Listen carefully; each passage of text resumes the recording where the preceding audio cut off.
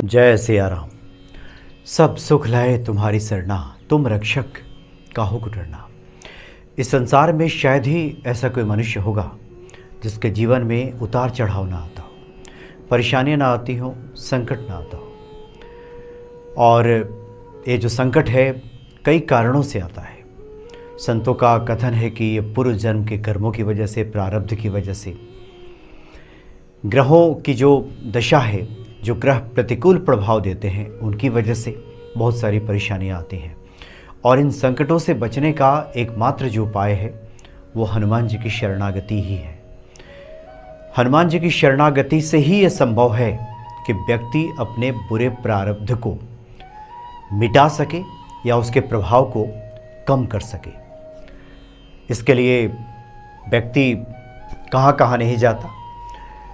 इस संसार में जहाँ जहाँ उसे आस बंधी होती है, जहाँ जहाँ उसे लगता है कि उसका मनोरथ यहाँ से सिद्ध होगा, वहाँ जाता है।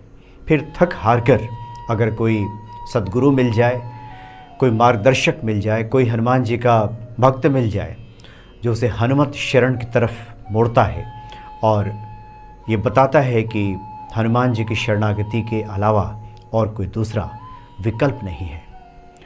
हनुमान जी को प्रसन्न करने के लिए, हनुमान जी की कृपा के लिए बहुत सारे पाठों की, बहुत सारे उपायों की चर्चा होती है, जिसमें मुख्यतः मूलतः 4-5 पाठों पे ही विशेष तौर पे आपने देखा होगा कि कोई भी जो पंडित हैं, आचार्य हैं, विद्वान हैं, उसकी चर्चा करते हैं कि आप श्री हनुमान चालीसा का पाठ कर लीजिए, आप सुंदरकांड का पाठ कर लीजिए, हनुमान जी के 20 मंत्रों का जप कर लीजिए, हनुमान अष्टक पढ़ लीजिए, बहुत परेशानी हो तो फिर बजरंग बाण का भी पाठ कर लीजिए। इस तरह की बातें बताई जाती हैं। कुछ अन्य पाठों की भी चर्चा होती है, लेकिन बहुत सारे ऐसे पाठ हैं, ऐसे उपाय हैं जिसकी चर्चा कम सुनने देखने को मिलती है। इसके पीछे पहला कारण तो यह है कि जो साधना में गहरे उतरे हुए साधक हैं, बहुधा अपने अनुभवों को साझा नहीं करते। वो किस पूजा को कर रहे हैं वो उसकी चर्चा नहीं करते। बहुत बार संतों से बातचीत होती है तो उनका कथन होता है कि अभी हम इसके बारे में चर्चा नहीं करेंगे और साधनाएं तो गुप्त ही होती हैं, साधना को गुप्त रखना चाहिए। ये बिल्कुल सही बात है, लेकिन जब उनसे मेरा आग्रह होता है कि जन कल्याण के लिए ये बहुत आवश्यक है कि चूँकि इसका पुण्य तो और बड़ा है और ज़्यादा है, व्यक्ति खुद को साधना में उतारे, हनुमान जी की कृपा प्राप्त करे, लेकिन उस साधना की चर्चा करके, उससे पाठ उपाय को बता करके एक जनमानस का कल्याण हो सके, ये तो बहुत बड़ी बात है, तो बहुत बड़ी सेवा है। और अगर इसके पुण्यों की बात करें तब तो ये कई गुना बढ़ कर के ही प्राप्त होना चाहिए और होता भी है। ये बात कहने के बाद बहुत सारे जो संत हैं, साधक हैं, तैयार हो जाते हैं कि ठीक है, हम अब चर्चा करेंगे, या कुछ लोग समय ले लेते हैं कि इतने दिनों के बाद हम जरूर इस पर चर्चा करेंगे। और ये सब हनुमान जी की ही कृपा से संभव होता है। तो आज हम कुछ ऐसे एक मंत्र की हम चर्चा करेंगे। एक महामंत्र है जो खास करके अगर आप सर्वग्रह दोष से पीड़ा पा रहे हो, आपको परेशानी हो रही हो और ये पता ही नहीं चल पा रहा हो कि किस ग्रह की वजह से क्या पीड़ा और इस पीड़ा का मुख्य वजह क्या है, इसका निराकरण कैसे होगा, तो ऐसे में हनुमान जी का यह महामंत्र बड़ा ही यह सिद्ध है और इसको समय समय पे जपा जा सकता है। और कोई बहुत बड़ा मंत्र भी नहीं है और बहुत बड़ी संख्या में इसको जपने की आवश्यकता भी नहीं है। कई बार भक्तों की तरफ से एक प्रश्न ये सामने आता है कि हनुमान जी के इतने पाठों की चर्चा होती है, इतने उपायों की चर्चा होती है, कई बार होता है कि हम कोई उपाय कर रहे होते हैं, तब तक कुछ दूसरे उपाय के बारे में हम सुन लेते हैं, कोई दूसरा वीडियो सामने आ जाता है, कोई दूसरा संत कुछ बता रहे होते हैं, अपने अनुभव को साझा कर रहे होते हैं, कुछ नए पाठ, कुछ नए मंत्रों की बातें होती रहती हैं। तो फिर ऐसे में संशय खड़ा हो जाता है कि हम कौन सा करें। तो देखिए, हनुमान जी को लेकर तो पूरे ग्रंथ भरे पड़े हैं। अभी तो हम लोग सिर्फ शुरुआती जो कुछ पाठों की ही चर्चा करते हैं, सुनते हैं। एक जनमानस में हम जहाँ कहीं भी जाते हैं यही सुनने को मिलता है, लेकिन हनुमत रहस्य के बारे में ये जानने के लिए तो कई जीवन, कई जन्म कम पड़ जाएंगे।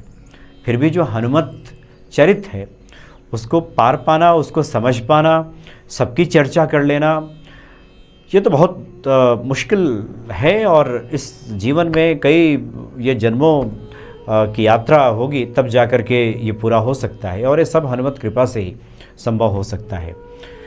और इतने सारे पाठों की, इतने सारे मंत्रों की, हनुमत स्वरूप की चर्चा के पीछे एक और मूल उद्देश्य है।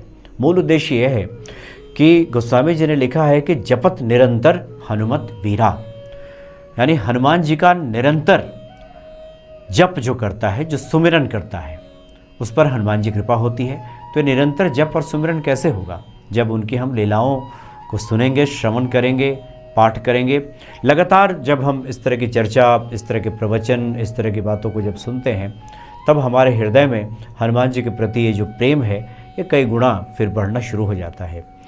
अगर आप 10 दिन 11 दिन हनुमान जी के बारे में कोई चर्चा ना सुने, हनुमान जी का सुमिरन न करें, तो ये संसार तो इतना आकृष्ट करता है, इतना आपको अपनी तरफ खींचेगा, आकर्षित करेगा कि ईश्वर चिंतन तो आप भूल ही जाएंगे। और बहुधा सुख की स्थिति में जब व्यक्ति के पास सब कुछ सही चलता है, जब सब अनुकूलता उसके जीवन में रहती है, ऐसे में तो हनुमत चिंतन तो भूल ही जाता है। तो इसलिए बहुत आवश्यक है कि हम सत्संग करते रहें, हनुमान जी के चरित्र को सुनते रहें, हनुमान जी की कथाओं के श्रवण करते रहें। और हनुमान भक्ति पे इतनी सारी बातें जो बताई जाती हैं, उसके पीछे मूल उद्देश्य यही है कि हनुमान जी की निरंतर चर्चा होती रहे।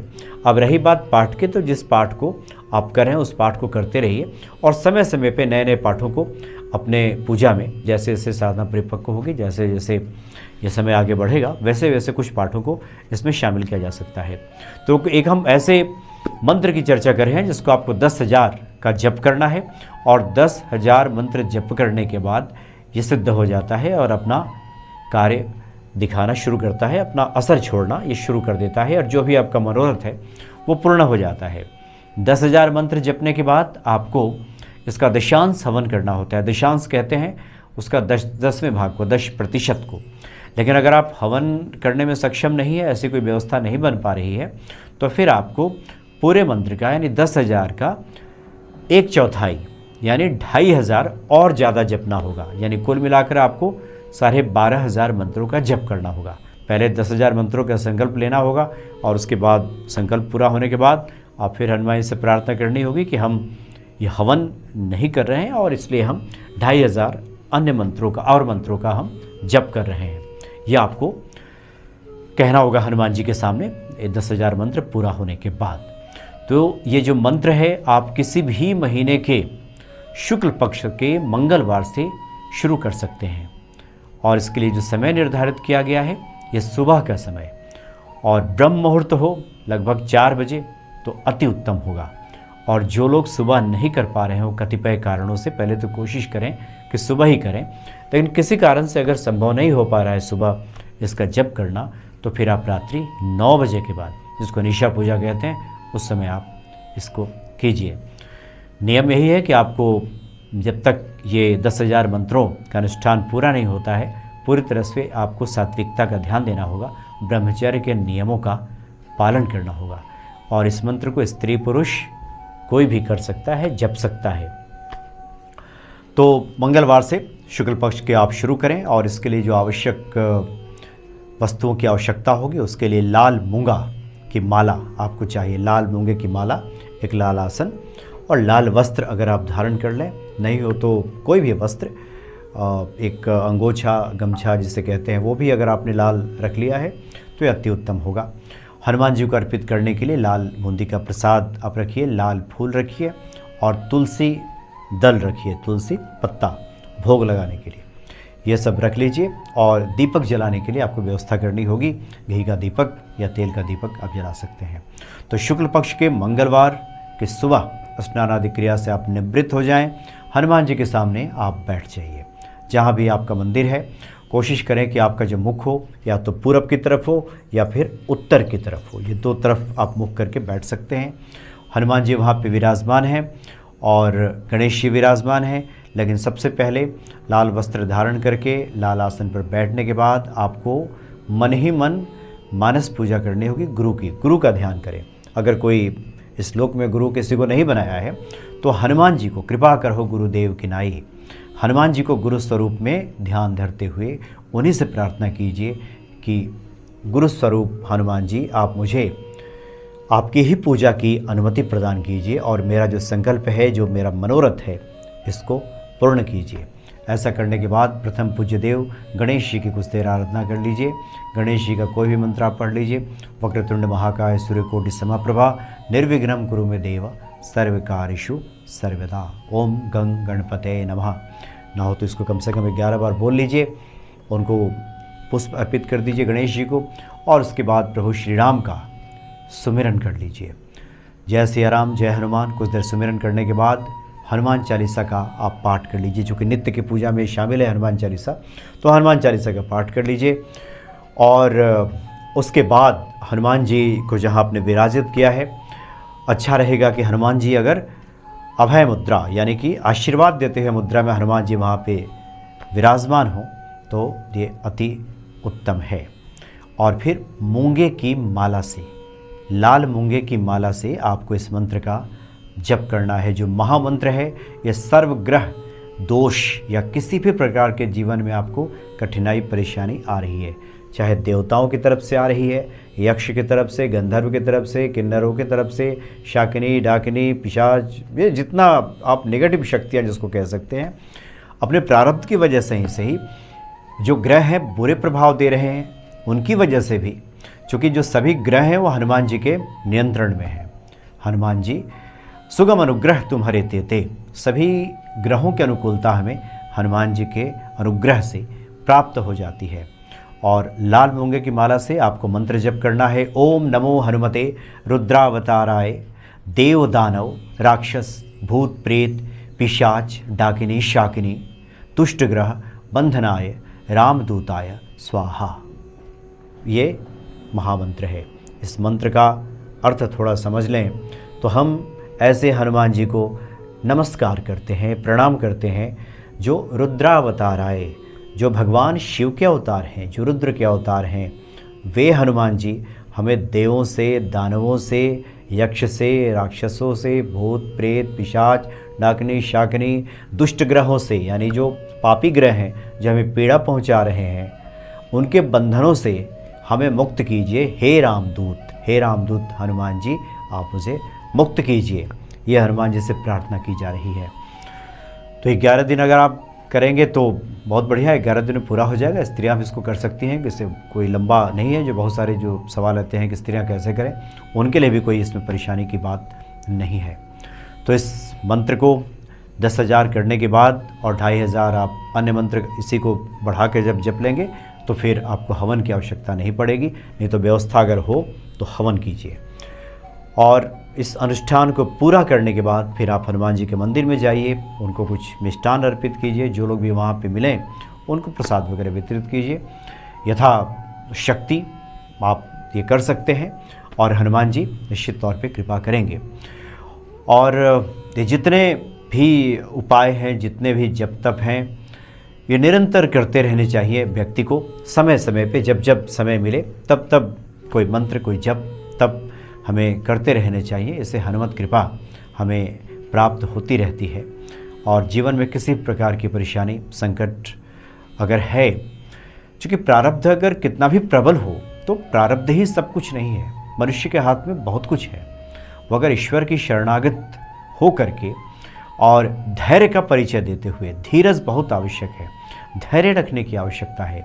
ऐसा नहीं कि कुछ ही दिनों में उगताना शुरू हो गया और उसके बाद फिर जो आस्था है, विश्वास है, ये हिलने लगा कि 11 दिन बीत गया, 21 दिन बीत गया, अभी तक कुछ नहीं हुआ। तो आप तो चूँकि हर जगह से थक हार के ही तो हनुमान जी की शरण में आए हैं, उसके बाद कोई दूसरा विकल्प बचता कहाँ है, दूसरा रास्ता है कहाँ। और जिसके सामने विकल्प है, जिन लोगों ने दूसरा रास्ता खुला रखा है, उनकी शरणागति अधूरी है। शरणागत के सामने कोई दूसरा विकल्प नहीं होता, कोई दूसरा रास्ता नहीं होता। अब तो जीना यहीं, मरना यहीं, इसके सिवाय कहीं जाने की गुंजाइश ही नहीं है। क्योंकि शरणागति इसी को कहते भी हैं। दूसरा रास्ता अगर खुला है, दूसरा विकल्प अगर खुला है, इसका मतलब शरणागति अधूरी है। शरणागति शब्दों से है। शरणागति जब हृदय के गहराइयों से जब होगी, मन कर्म वचन से जब होगी, सारे विकल्पों को के खत्म हो जाने के बाद जब होगी, इस संसार से थक जाने के बाद जब हनुमान जी की शरणागति होगी, उसके बाद ये शरणागति पूरी शरणागति होगी। और शरणागत की रक्षा करना तो हनुमान जी का ये स्वभाव है। वो अपने ही कृपा पक्ष से द्रवित होकर भक्तों पर कृपा कर देते हैं। अगर सबसे मुक्त होकर के, हर प्रकार के इधर उधर की मोह माया आस से मुक्त होकर के व्यक्ति जब हनुमान जी को पुकारता है और उसके सामने जब कोई दूसरा रास्ता नहीं होता, तो विश्वास कीजिए हनुमान जी तनिक भी देर नहीं करते और वे दौड़े चले आते हैं। तो इस महामंत्र का जप आप कीजिए, निश्चित तौर पे हनुमान जी कृपा करेंगे। जय सिया राम।